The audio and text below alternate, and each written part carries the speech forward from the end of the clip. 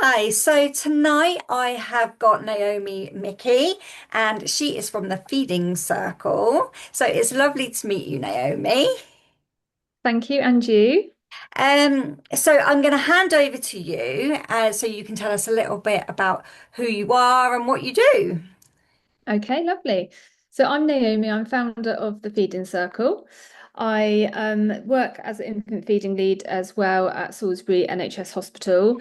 And since kind of doing my managerial role there, I've kind of set up my own private practice in the community because I've kind of missed that hands-on face-to-face contact with families. So that's why I set up the Feeding Circle. I'm really passionate with tongue tie, breastfeeding, but I also support all infant aspects of infant feeding, so bottle feeding, mixed feeding, um, expressing, pump. I also hire out a pump as well, which is really useful. I cover Salisbury and the surrounding areas, so I cover Wilton, Amesbury, Andover, but really, if I've got the availability, then I will travel a bit further.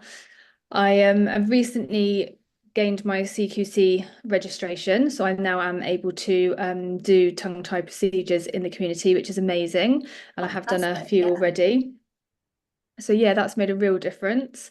And I also run my own free infant feeding support group on a Monday every week, 9:30 to 11 at the Parkwood Health and Fitness Centre in Salisbury in Bishopdown.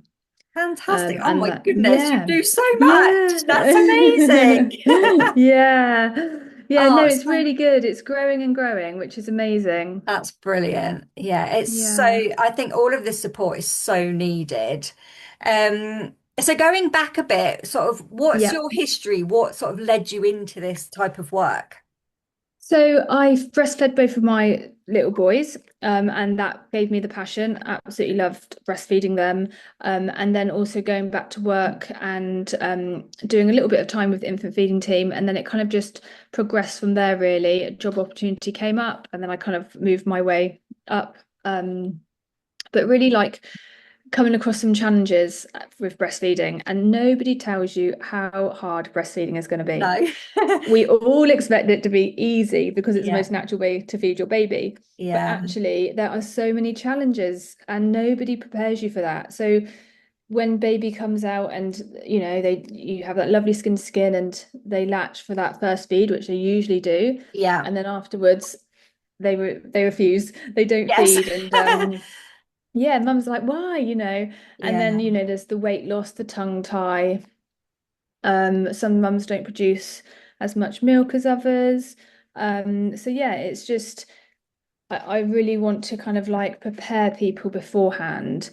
So I do some antenatal education sessions as well. So that's kind of giving people the information before to prepare yeah, them, and to harvest colostrum and things like that. So the more information that people, mums to be, families, etc., know before, yeah. just prepares them, I think. Um, Absolutely, yeah. Yeah, I think yeah. that's really key, actually, what you say about having the information before, because I know, I've had three children and I managed to breastfeed two of them, but I remember there was sort of, I didn't know what to expect before I had my Mm. first. And then, like you say, you hit these challenges because we all do, whatever they may be. And there's almost this bit of shame as you don't want to admit that you're struggling. Or at least, years ago when it was when I was in that position, and you didn't Yeah. really know who to reach out to for support. And so, yeah, it was a bit of a taboo thing, really, to reach out for support because you didn't want to feel like you were failing. So I think, having that education before you even get to that point and knowing who Yeah, you can turn to and what support is out there, um, exactly. and that there is no shame in needing support. I think that's so No, important, isn't it? it is definitely. So, thinking about the tongue tie, because I think, Yeah. so many people, they don't know what they're looking for, some people don't even know tongue tie is a thing. So, for new parents that are breastfeeding, is there anything in particular they should be looking out for? Any signs that they should be looking for that it might need to be? Yeah, so there's quite a lot. So the main one is kind of if breastfeeding is painful. So normally we suggest having your positioning and attachment looked at first because sometimes it can be a slight adjustment with that and that can fix things and that's great. But if it becomes like continuously painful and regardless of support that you've had and changing position, if it's still painful, it might be because there's a tongue tie. Mm, So babies need their tongue function to have a wide, big open mouth and take a big mouthful of the breast yeah, and that nipple to go far back in the mouth. So sometimes with a tongue tie that is restricted and they just can't do that. The other thing is weight loss because they're not transferring the milk effectively to kind of gain weight. Lots of frequent feeds because babies tire quite quickly. So they tend yeah, to have lots of frequent feeds or even long feeds as well. So we worry about longer feeds because we're thinking, okay, so why is baby taking so long to feed? Because they're not able to transfer that milk effectively to make them yeah, feel fuller. Um, for mums, it's like milk supply. So if baby's not transferring the milk, then mum's not going to be making enough. So the more milk that's removed, the more milk that mum makes. Um, Mastitis and engorgement, blocked ducts, things like that. If the baby's not removing the milk. Babies can be quite windy and gassy because they're not creating that nice vacuum around the breast. They're taking in a lot of air. Um, so yeah, there's lots of signs and symptoms, but it's mm, also being aware as well that they can be very similar to things like cow's milk protein allergy and reflux. yeah, So those kind of three big things can have very similar yeah. symptoms, and it's So it's really sort yeah, of breaking it all down and ruling things out as you go. it is yeah, exactly that. Yeah. Yeah. Yeah, I think it's, with my first, he was a really colicky baby. Um, and, I found that really difficult. And again, it was a case Mm. of sort of ruling things out and trying to figure out what was going on. And I think as a new mum, it's so hard because you're so It desperately is. trying to do things right, aren't you? And you just feel like Yeah. you're failing all the time. But I think Yeah. it's so important for new mums to realize that actually we all feel like that at one point or another. Um, and yeah, I think it's actually part of being a good mum is having Yeah. that feeling that you're failing because actually it shows that you're trying to That you do your care. best. Yeah, and that you care. And Yeah, if anyone's like me, I'm very much like I want answers and I want a diagnosis. And, yeah, I know in this job that I can't wave a magic wand and tell you no, what's wrong. I wish I could. And I am very open and honest with families and say, yeah, I will give you all that information. I will listen to you. I'll empower you and I will support you.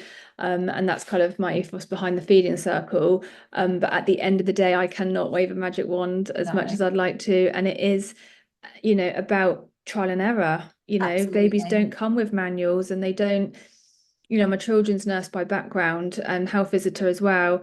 And when I had my first, I remember the intense pressure from family and friends for me to expect to know what I'm doing. But Yeah, I was like, I went to uni to train to become a children's nurse, not to train to become a mum, and no, it's completely different. absolutely. Yeah, it's so, Yeah. so true. Like you think everyone thinks just because you know what the textbooks say, you should know what you're doing. But actually, Yeah. yeah, being a parent is you have to learn on the job, don't You you? do. Yeah, yeah, Yeah. definitely. Oh. So, um, let's think. If you had one thing that you feel like you would want all mothers or all parents to know, what would that be? To know. Oh, that's a tricky one. What do I want them to know? I always say to like the pressure they put on themselves and compare themselves to other mums and other babies. So I had a lady at group the other day, and she's got friends, the babies are sleeping through the night, her little one's not, she's breastfeeding, and each baby's individual journey is individual, and so's mums. Yeah, So yeah, I'm not sure what I'd want them to know, but just be kind to yourself and don't put any pressure on anything. And if you're relaxed, baby tends to be a lot more relaxed. yeah, Um, and again, just just take the pressure off and go with the flow a little bit, because Yeah. life's too short and they aren't babies for long.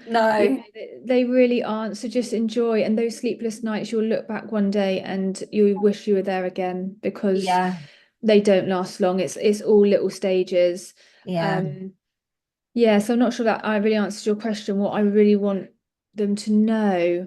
I think you gave a really lovely answer, actually. It was, yeah, Okay. that was a really Yeah, nice answer. I think you're right. It is that knowing that actually your journey is your own and it's so short, exactly. and just try and enjoy it. Because, Yeah. my children are all much older now, and I am literally at that stage where now I'm working with mothers and young babies and young children, and I'm looking back and thinking, oh, if I could only have my time again and just soak it all Yeah, up, because we put so much exactly. pressure on ourselves that We do. we forget to enjoy it as we're doing it, We don't do. we? We forget to enjoy it. Yeah, and the only other thing I was going to say actually is there's so much support out there. Yeah, Non-judgmental, kind support. Everybody is in the same boat. yeah, Going to groups, getting that support very early on will make a mm, huge difference to your feeding journey. yeah, Um, so yeah, just get the support early on. Don't wait. Just get it and go into groups and building up those social support networks, because you'll find that 3 o'clock in the morning, there'll always be somebody else in that same yeah, situation as you. yeah, Yeah. absolutely. I think that's really good advice. That's Yeah. lovely. Um, yeah, I mean, following on from what you've just said about that, I think, we're so lucky nowadays that um we do have, like WhatsApp support groups and things like that with that, years ago we didn't have. Mm. Um, and so you don't need to be as lonely as we once felt. And I think we are better as a society at vocalizing when we're struggling. I think we are getting much better at that, aren't we? And reaching out for We are. support, which is just Yeah. amazing. I And think that's a that's lovely. strength, isn't it? I always think like asking for help, it's not a weakness, it's definitely a strength. Definitely. Yeah, for Yeah. sure. Definitely. Yeah. Oh, so is there anything else that you want to add about your business? So I am in the process of getting a website, so that should be ready and up and running by the end of June. So Yeah, that's really exciting. Um, yeah, just a free support group that I offer. I'm on social media, Instagram and Facebook. Um, People will know me as well. This is what I'm trying to get out there as well, actually. People will see me as the infant feeding lead at the hospital. yeah, So you may come along for an appointment or you may come along for a support group there, and you will see me as me in that role. But yeah, this role is very separate. This is my private own business, which yeah. yeah. So yeah, just being clear about that really. Um, that might happen, but that's fine. And yeah, I do home visits. In the future, I'm hoping to run clinics as well. So where at the moment I'm going to people's homes, but if I run a clinic, then people can come to me. Yeah. I'm also listed on the Association of Tongue-tied Practitioners website, so that's kind of where you go to find your local tongue-tied practitioner. So Amazing. I am on there as well, which is great. Um, yeah, Fantastic. so I've Um, got lots of experience. yeah, I mean, I think, you are exactly the type of person that people would want to go to, because it sounds like you are the font of all knowledge in that area, which is amazing.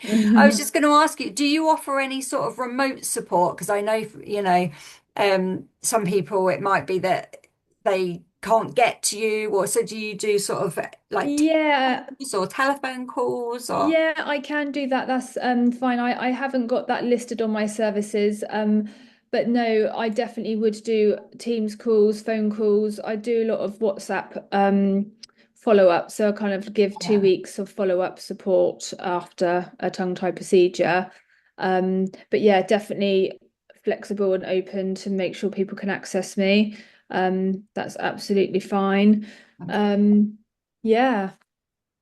Yeah, I oh, was it just all going to go sounds back and amazing. say where I kind of started. So I Yeah, trained to be a children's nurse in 2012. So did my children's nursing for 3 years, and then I got a job in the neonatal unit in Southampton, the Princess Anne. and I worked there for a year. And then I did my health visiting and did that for a couple of years before going back to Salisbury neonatal unit. Then I had my two boys, and then I went back and did a bit of health visiting bank and also work on the neonatal unit. And then a position came up in the infant feeding team, and I've been in the infant feeding team for the last 5.5 years now, two of which I've been in the infant feeding lead role. That's so Yeah, good. That's really cool. I love that. yeah, I really love it when people have had that journey. And I think as well it makes, it makes all the difference when you've got those experiences that you can draw upon.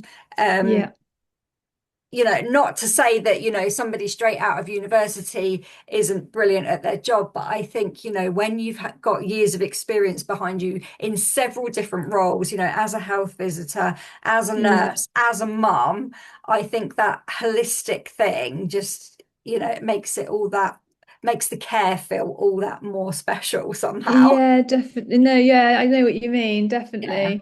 Yeah. Yeah. Oh, it's lovely. Well, it's been so lovely to chat with you. I love like getting in touch with other local businesses and finding out what's on offer and being able to spread that awareness. I'm really passionate about that. Yeah, So thank you. I really thank you for appreciate your chatting. time. No, I appreciate your time. It's been Thank lovely you. chatting with you. So, what are your social media handles if people want to look you up? So I am the Feeding Circle. The feeding center. Yeah, so if people search the Feeding Circle on Facebook and the Feeding Circle on Instagram, and then my website is www.thefeedingcircle.co.uk. So there is a handling page at the moment, but that will be up and running properly by the end of June, hopefully. And then people can WhatsApp me. My number is on my social media pages. Brilliant. Yeah, Lovely. And I will add all of that to so that it's all linked into this video so people can hopefully just click on amazing. those links for you to get in touch. That's All right, thank you amazing. so much for your time. It's been lovely. And you. Thanks, All right, Jacqueline. take care. Thank Thanks. you. Bye. Bye.